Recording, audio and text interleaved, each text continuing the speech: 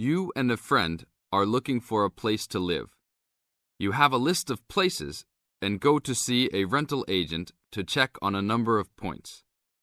Listen to the conversation between your friend and the rental agent and complete the list. First, you have some time to look at questions 1 to 7.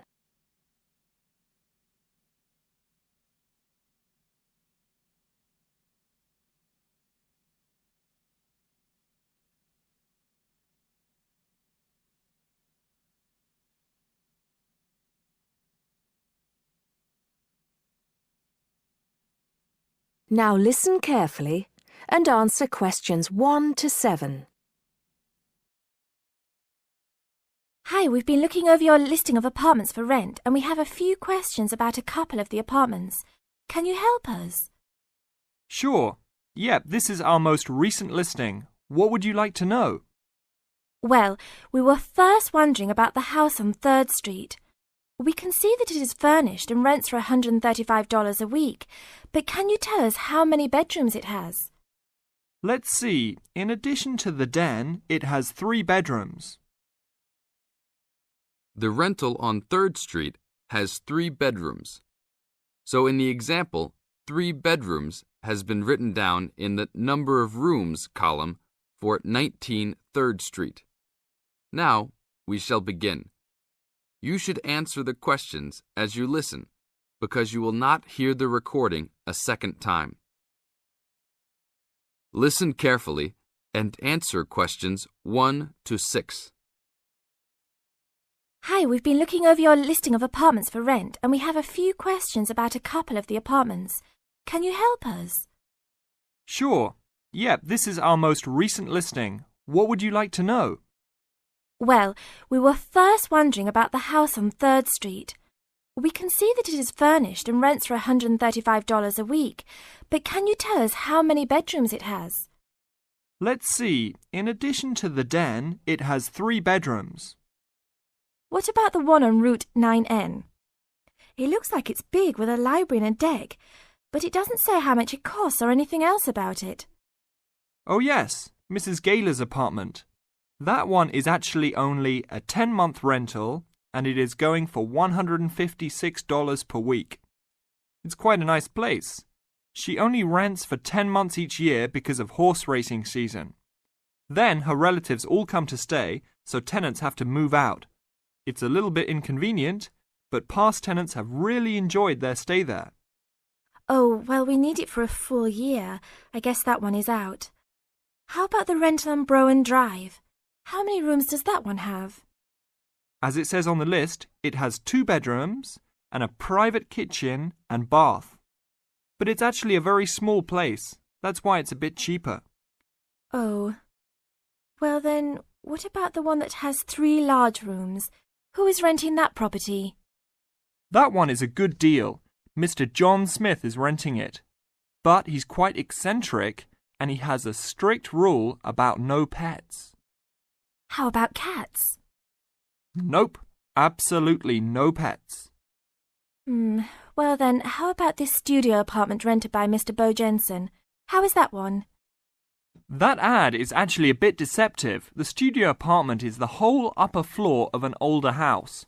It's actually very large and, at $45 a week, quite affordable. And it's near campus. I think I'd like to check that one out. Do you have a telephone number that we can call? It's not on the list? Oh, it isn't. Here it is. You should ring area code 518 and then 543-7790. Thanks. I think I'll call on that one first. Your friend decides that he would like to talk to Mr. Bo Jensen. Before you hear the rest of the talk, you have some time to look at questions 8 to 10.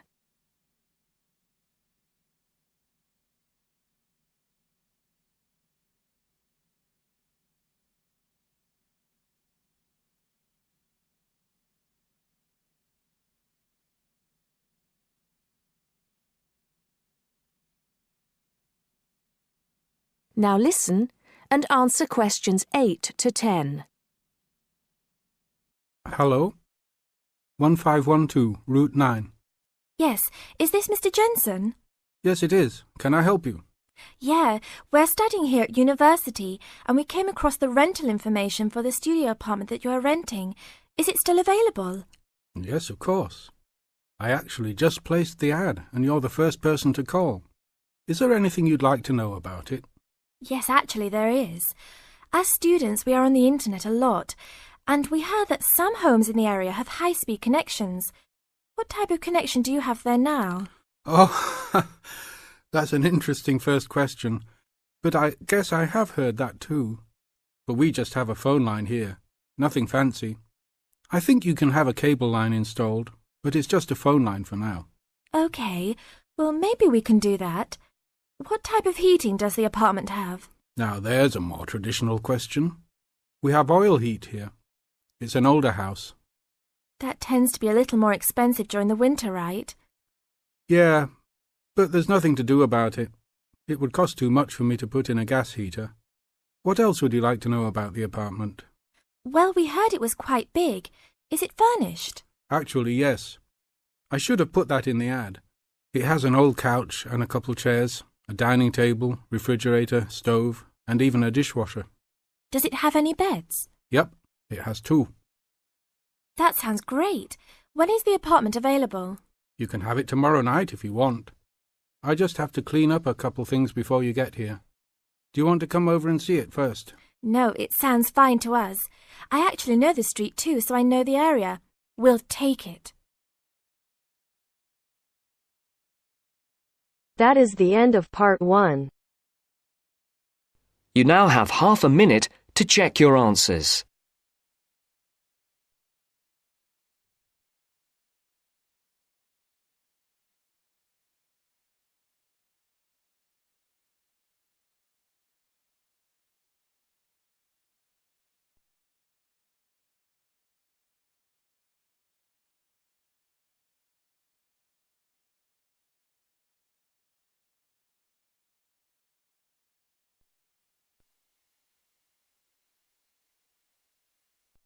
Now turns to part 2.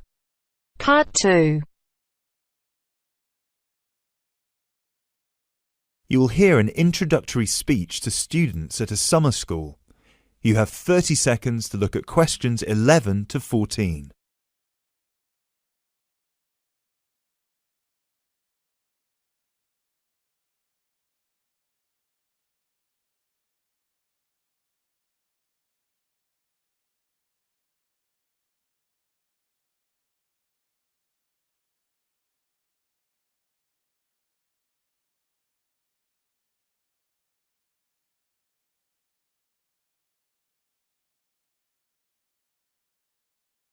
Good morning, everyone, and welcome to Climb Summer School. Now, I know most of you have travelled a long way to get here, and you're probably looking forward to settling into your rooms. So I promise I won't keep you long, but we've got to get through this very brief induction just to make your stay here as pleasurable as possible.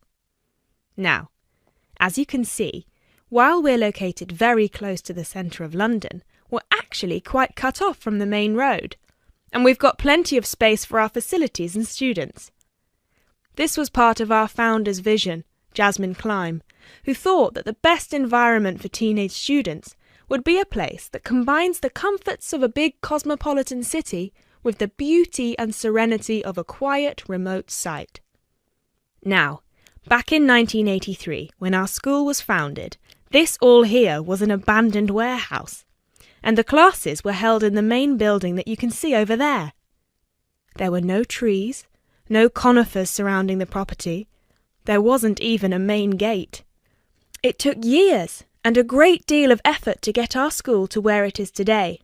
And I'm sure that if you take a look at page 34 in your brochures, where you can find a picture of what the school used to look like back then, you'll agree that the changes we've made are more than impressive. But it's not just the facilities that make Climb Summer School special, obviously, and I'm certain you already know this. Over the following 10 weeks, you'll receive an assortment of classes on a variety of topics, ranging from language, literature and poetry to creative writing, communication and project management. All of these modules have been designed to improve your chances of getting a place in the universities of your choice, while also giving you the opportunity to learn, excel, and of course, also socialise with people from all over the world. I can tell you, just among the 30 of you, we've got about 21 different nationalities. So what happens now? First of all, I'll be handing out a map of the premises for you to have a look at, and explaining where everything is. Once we're done here, you'll all be taken to your rooms where you can unpack and relax for a couple of hours. And later on, we'll be having our first activity of the day, a mix and match lunch in the main hall, where you'll have the chance to meet your new classmates. Later on in the afternoon, we'll be handing out your first project assignments and splitting you into teams. And tonight we'll be having our very first film night, starting with an early 20th century special.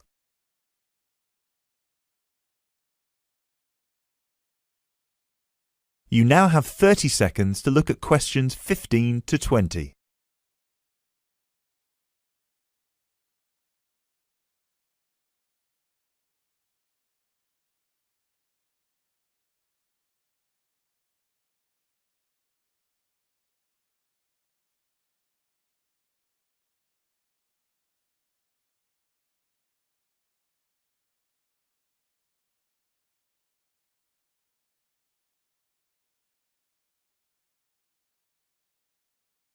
So, let's get on with the map.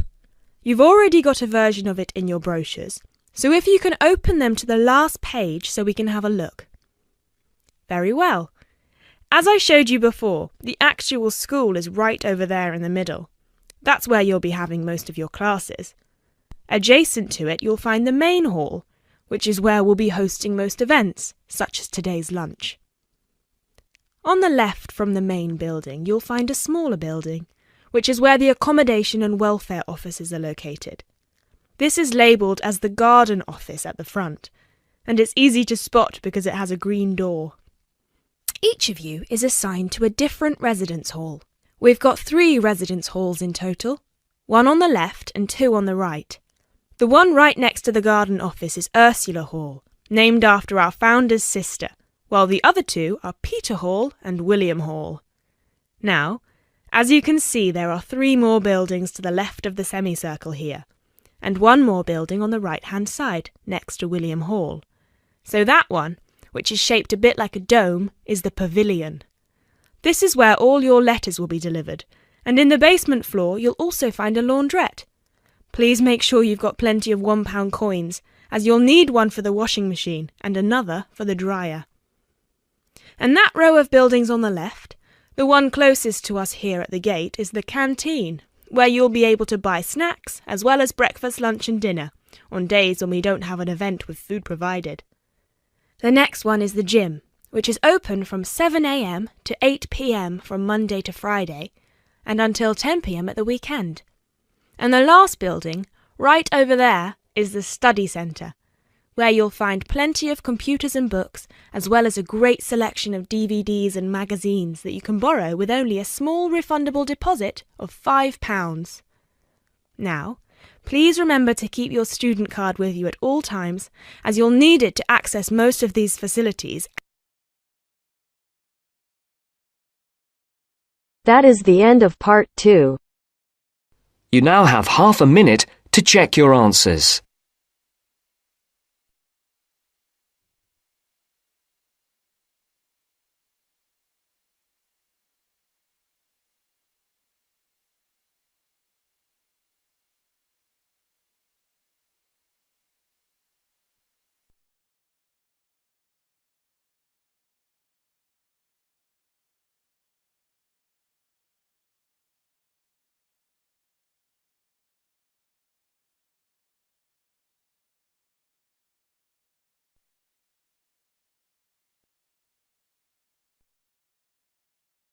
Now turns to part 3. Part 3. You are going to hear a conversation between an interviewer and a professor. First, you have some time to look at questions 21 to 26.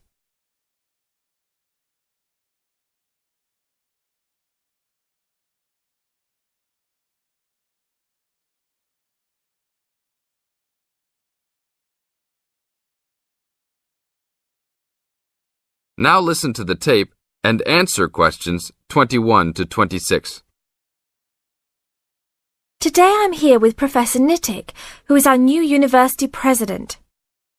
He has been a professor for 20 years and teaches many of the best classes on campus.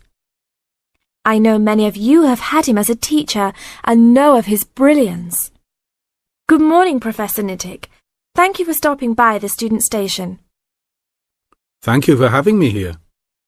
It is always great to get to meet many of the students who are involved with our school. I haven't been here since 2 years ago. Yes, I remember at that time you were still teaching every semester. 2 years later, you're only teaching every once in a while. But it seems like you are still always busy. The administration world is just as busy as the teaching world for you. How do you stay in touch with the university, even with the change in your everyday duties? I try to stay in touch with what is popular with the university students. I usually spend time with as many students as I can. They usually give me insight into what the new concerns and beliefs are for the new generation. On top of that, I try to be as youthful as I can. I consider myself to be youthful, at least for my age. So I always have a good time and try to stay young. I try my best to not just be a teacher, but also participate in university life. Interesting. So are you still doing lots of academic work, or are you mostly concentrating on administrative affairs? Well, I mostly do administrative affairs now, but that doesn't mean that I still don't have a very deep interest in academic matters. I often visit other campuses around the world and meet other professors in my field. I learn the most by travelling and seeing the different places of the world and the different fields of thought. I even did a television programme last month in Manchester. Will you be on television any time soon then? Well, you can call the television station and see if I will be on television any time soon. Maybe I will be on the news report. I don't think it is really that significant, though. Oh, really? That sounds great. I will remember to look out for you. Let's move on. With all your busy travelling recently, how do you find time for your personal life? I try to keep my university life separate from my personal life. Sometimes it's hard to find time to just take my wife and 3 kids out for a family dinner, but usually we all manage to get together every few days. I'm taking a few weeks off next month to take my family down to South America, to Brazil for a few days. I can't wait to just sit on the beach. Wow, that sounds like a wonderful trip. Professor Nittick, could you tell the audience a little about what goes on in an average day of a university administrator? An average day? Oh, I don't think there is such thing as an average day for me. The last few weeks I've been travelling all the time. I can be in Los Angeles in the morning and in New York by the afternoon and back to Los Angeles by the evening. Sometimes I will spend the whole week at a new university, showing the new administrators the ins and outs of running a university. Sometimes I can spend the whole day in the office on the phone. So there really is no average day for me. I guess that is because I do so many different tasks. Sorry to let all the viewers down, but that is the plain truth. Now look at questions 27 to 30.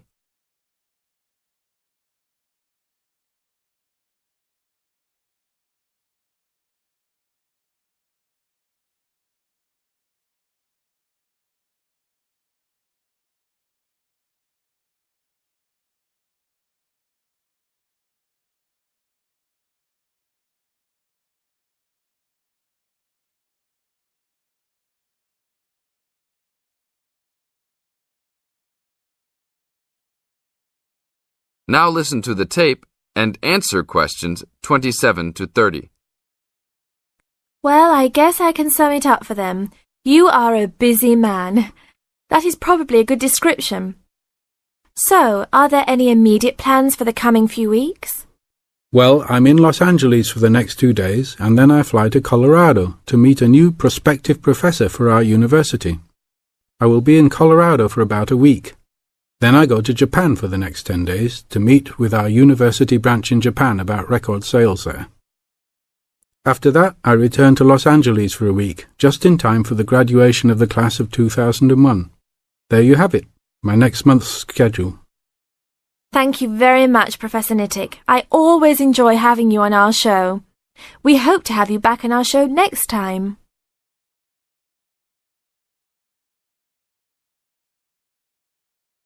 That is the end of part 3. You now have half a minute to check your answers.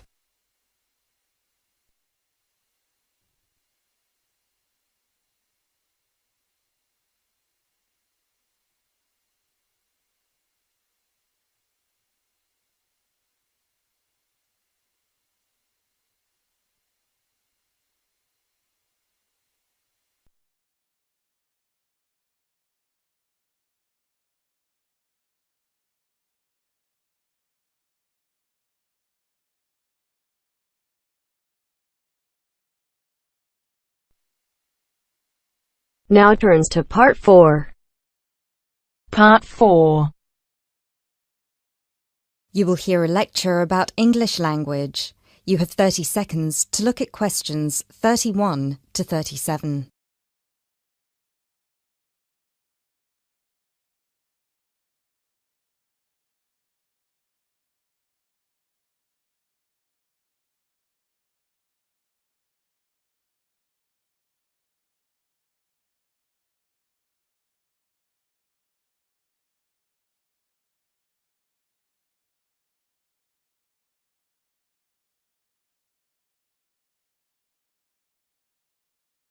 Those of you who were here last week will remember that we talked about the journey of the English language from its early Indo-European origins through to Old English, Middle English, and then to early and late modern English before it reached the form that it has today.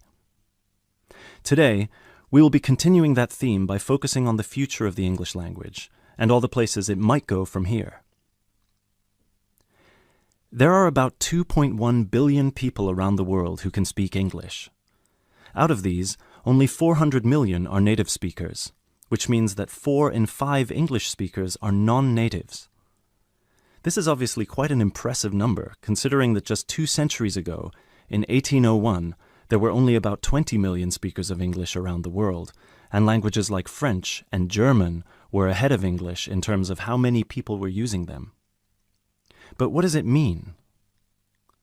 What it means is that the future of the English language doesn't really depend on its native speakers, but on that massive number of non-native speakers learning it around the world. Has anyone heard the term pidgin before, or Creole? A pidgin is a simplified version of a language which acts as a bridge between two people who don't have a common language, allowing them to communicate with each other. While a Creole is a language that evolves from a pidgin, with the difference that it is fully formed with clear grammatical rules and vocabulary. There are currently dozens of Pidgin and Creole languages based on English around the world, for example, Nigerian Pidgin or Jamaican Patois. These languages are also known as Englishes. What's interesting about these Englishes is how different they sound to, for lack of a better term, proper English. Take the word trousers, for instance. In Sheng, which is a Kenyan Creole language, they're called longi because they're long. But even versions of English that are recognized as official variations or dialects still differ greatly from each other. Americans and Jamaicans would call the back of a car where you store your luggage the trunk. Britons, Australians, Canadians, and other Commonwealth countries would call it the boot. A subway in the UK is a tunnel under a road that allows pedestrians to cross safely. In the US, it's an underground train. You might think of these differences as minute, but when you take into account the dozens of different versions of English out there, a very intriguing parallel arises with another language from the past: Latin. Latin, too, used to be a lingua franca. Nowadays, it's all but dead, spoken only by a few clerics and scholars. At some point in history, it splintered into various different languages which became known as Romance languages. For example, Spanish, Italian, or French. There are some that theorize that the same thing might happen to English in the near or distant future, that all these Englishes we have today in different countries will continue to develop, so pidgins will turn into Creole languages, and Creole languages will turn into just languages, and English itself, as we know it today, will disappear or become less and less important. It's an interesting theory, if nothing else. You now have 30 seconds to look at questions 38 to 40.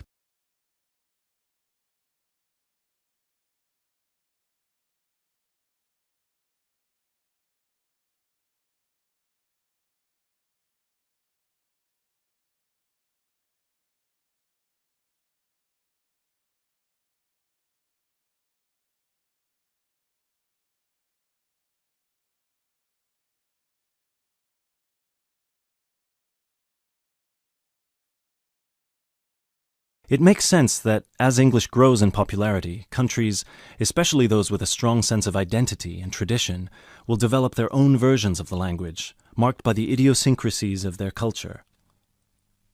Just think of the contribution of dialects such as Jamaican or South African English. In the past 50 years alone, they've added about 25,000 words to the English language.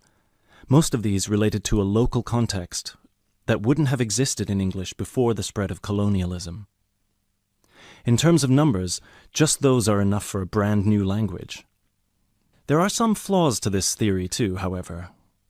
While it's true that Latin and English have a lot of similarities in terms of how they developed or have developed throughout history, there is one big difference.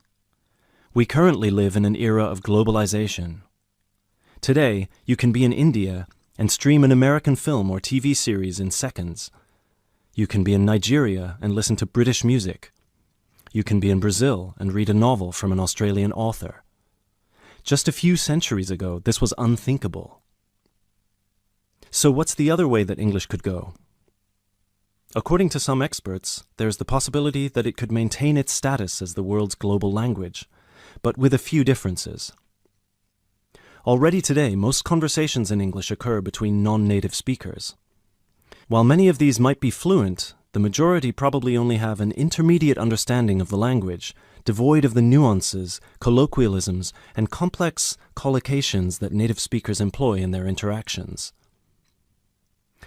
This means that over time, English could turn into some sort of world speak, the official lingua franca for the entire world, but in a simplified form. Some scholars have even started trying to develop that version of English by selecting the most useful words in the English vocabulary for non-native speakers to learn. Robert McCrum has compiled a comprehensive list of 1,500 words, for example, a version of English that he calls Globish. And what about traditional native speaker English? It might continue to exist, but lose its popularity, as the previous theory suggests. There are many more theories about the future of the English language, of course. I've only focused on the two main ones because they clearly demonstrate our uncertainty when it comes to how this beautiful language will develop. English is in a unique, unprecedented position. No other language has achieved the same levels of popularity in human history, especially in terms of non-native speakers. So, as this is clearly uncharted territory, only time will be able to tell us what will happen. That is the end of part 4.